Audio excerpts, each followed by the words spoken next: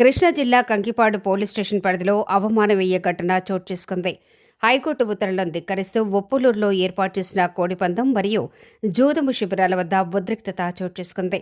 శుక్రవారం మధ్యాహ్నం ఇరు వర్గాల మధ్య వివాదం తలెత్తడంతో బీరీ నిర్వాహకులు తోట్లవల్లూరు గ్రామం చెందిన కొంతమంది వ్యక్తులను బట్టలు ఊడదీసి తాళ్లతో కట్టేసిన వైనం రాచరికపు వ్యవస్థల్ని తలపిస్తోంది.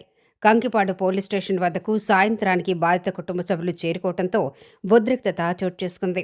ఇటీవల గొడవలకు పాల్పడుతున్న చిన్న స్థాయి వ్యక్తులను రోడ్డుపై నడిపిస్తూ జులుం ప్రదర్శిస్తున్న పోలీసులు ఆర్థికంగా మరియు రాజకీయంగా బలంగా ఉన్న బిరీ నిర్వాహకులను నడిపిస్తారా మరియు నడిపించగలరా అనే ప్రశ్న సామాన్యుల్లో మొదలవుతోంది.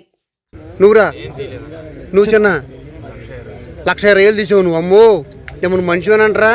నువ్వు ఎంత తీసా రై? నువ్వు ఎంత తీసా? 1,00,000 రూపాయలు. నూరా చిన్న? 800. అవి నూరా చిన్న? 2,000. నువ్వేం చేయలేదా? చిన్న రై నువ్వెంత తీసా? చిన్న నువ్వెంత తీసా? అయ్యా నువ్వెంత తీసావురా? ఎమ్మెల్యేగా వీళ్ళు శనగంజామనుకున్నాం. వీళ్ళు తోటల ఊళ్ళూరులోనే ఎంత? 1,20,000. అమ్మో గట్టి చెప్పు.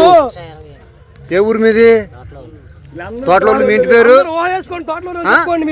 చింత. నీ పేరు? పోండ్రంగా. చింత పోండ్రంగా. అయ్యా మీదే ఊరు చిన్న? మీ మొత్తం తోటల ఊళ్ళూరేనా?